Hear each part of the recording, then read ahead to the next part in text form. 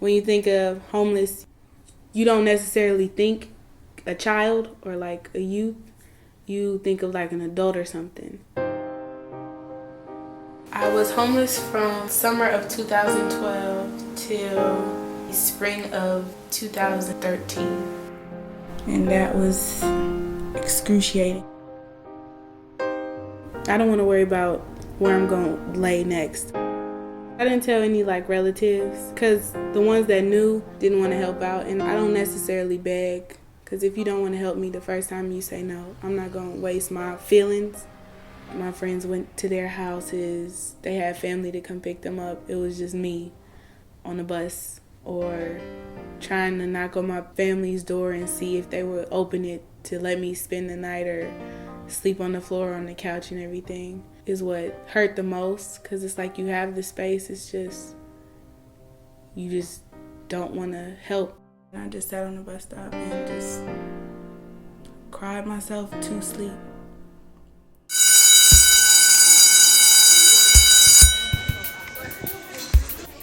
The way I was introduced to VFZ was kind of negatively, but it turned out positively. I was in class and I kind of got into an altercation with the younger girl, and I was sent to the office and they sent me to violence free zone. And they basically sat us down and they basically told me that of course my actions weren't right. They gonna ask you your situation, what's up, what's wrong, and then they'll help you resolve it. And ever since then, I just been tied to violence free zone, especially Lulu. She's my favorite. Lulu, I call her my teddy bear. She is like the funniest, sweetest VFZ person I met. She knew that I was battling something emotionally, but that was at a time where I didn't really want to tell anybody yet. So it was around prom, and we were all getting ready. And then we were at this Running Rebels event for like prom. They were giving away dresses and makeovers. And I was like, Lulu, can you just help me out so I can get my makeup done for prom? I'm like, I really don't have it. I don't even have a place to stay tonight. So I was just like, I've been homeless since last year summer. So that's when she took me to the side and she made me tell her, which of course I was open and willing to tell her because I've been with her for so long.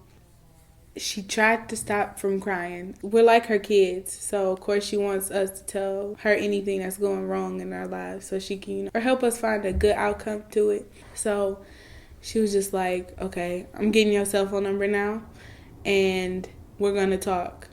It was great knowing that I can contact her outside of school, because it's like if I need you, if I just need somebody to talk to, somebody I can just rely on not to judge me.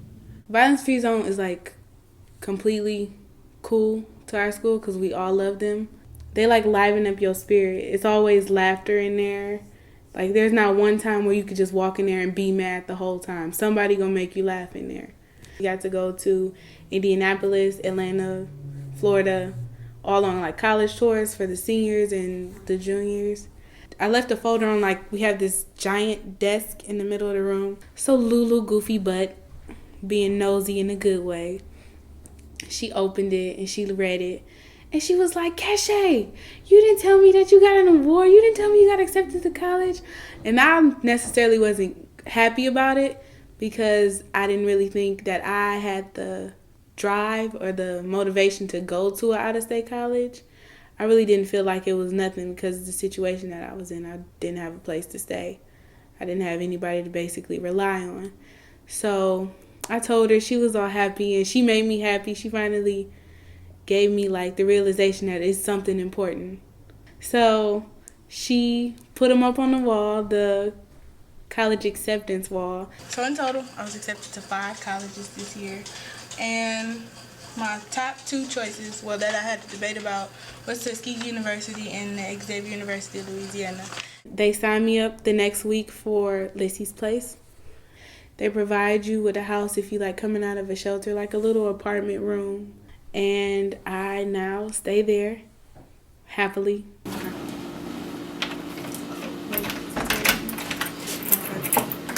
So this is my room that I got thanks to Violence Free Zone. And the first time I got here, I literally opened the door and jumped on the bed like a big kid.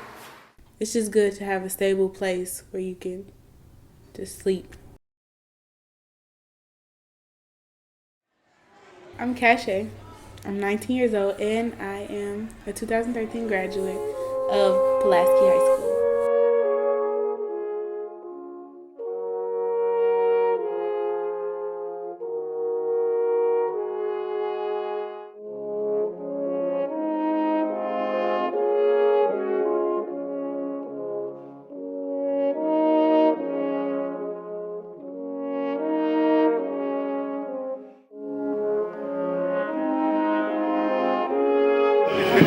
This guy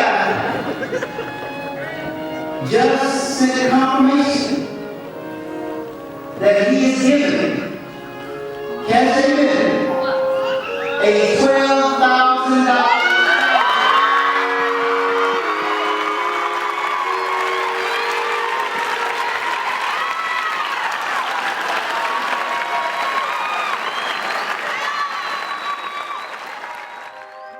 I feel humbled and thankful for all the help that Violence Free Zone has given to me. Without Violence Free Zone, I'd still be on the street and I wouldn't have graduated. I wouldn't have did half the stuff that I have done, like prom and everything. I just would have quit. Violence Free Zone has helped me cope a lot and helped me even get out of the situation. So I'm just grateful that they're there. And I know they didn't have to be there for me, but I'm really glad that they were. So, thank you.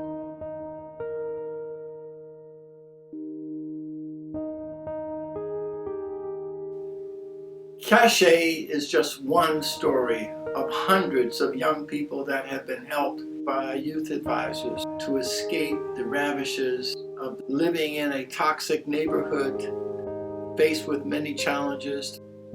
It's her resilience, her character, that really propelled her to resist the temptations befalling other kids in that environment. But it was also the youth advisors that gave her a hand up and a way out.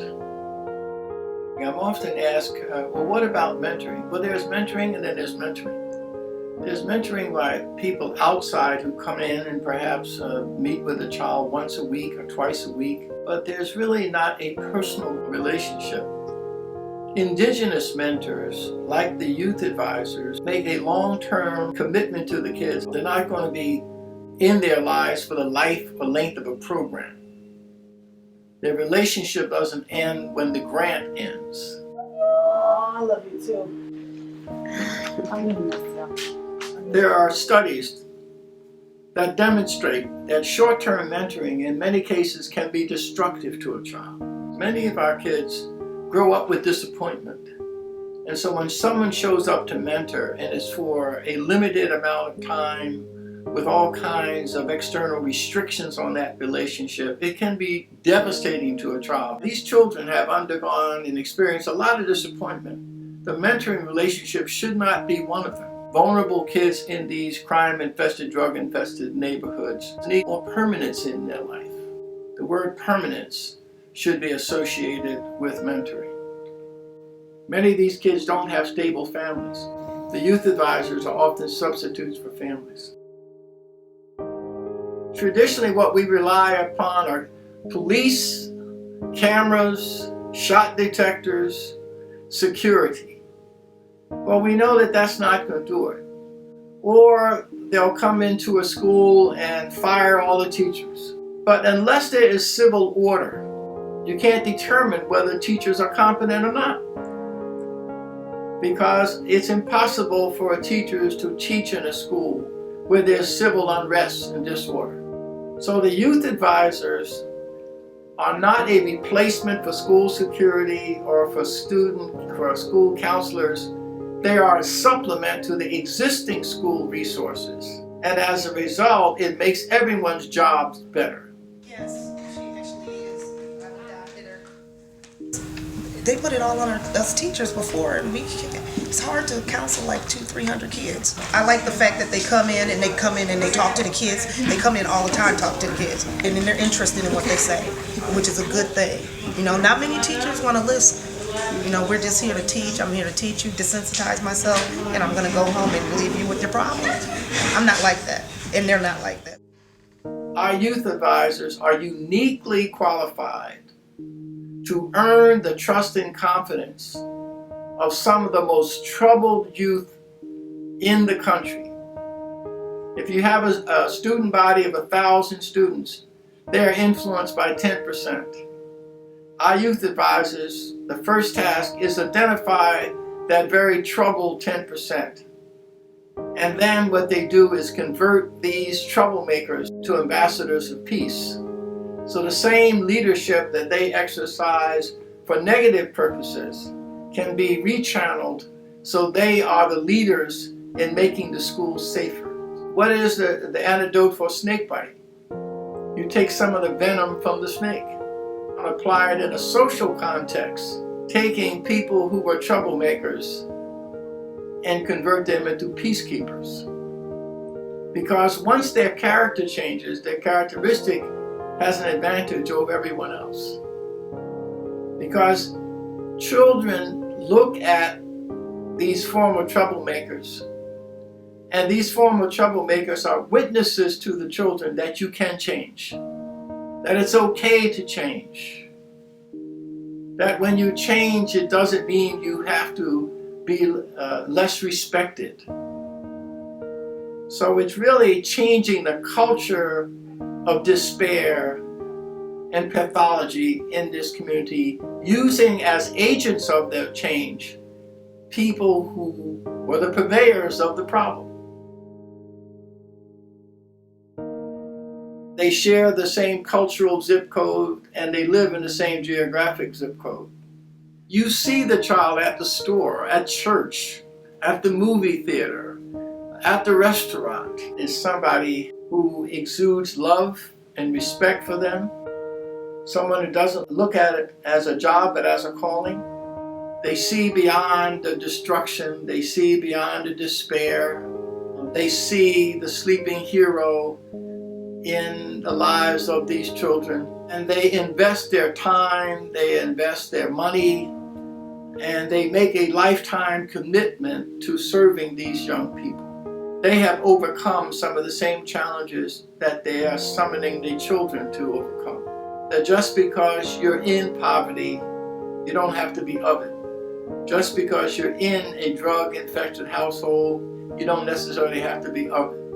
In order to be effective in transforming young people, you got to be available to them 24/7. So the first thing our youth advisors do is give the kids their cell phone numbers. They need you to be available.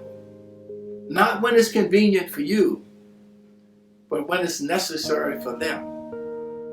If it's Friday night and it's 4 o'clock and they're going home, can they call you and say, 4 members of the Gangster Disciple are waiting for me outside my public housing project? Can you help me? Or I've gotten home at 7 at night and my family has been evicted and all of our furniture is out on the street. Can you help me? Our youth advisors encounter these challenges every day. And it's because they're able to respond immediately and because they're available, it means they're effective.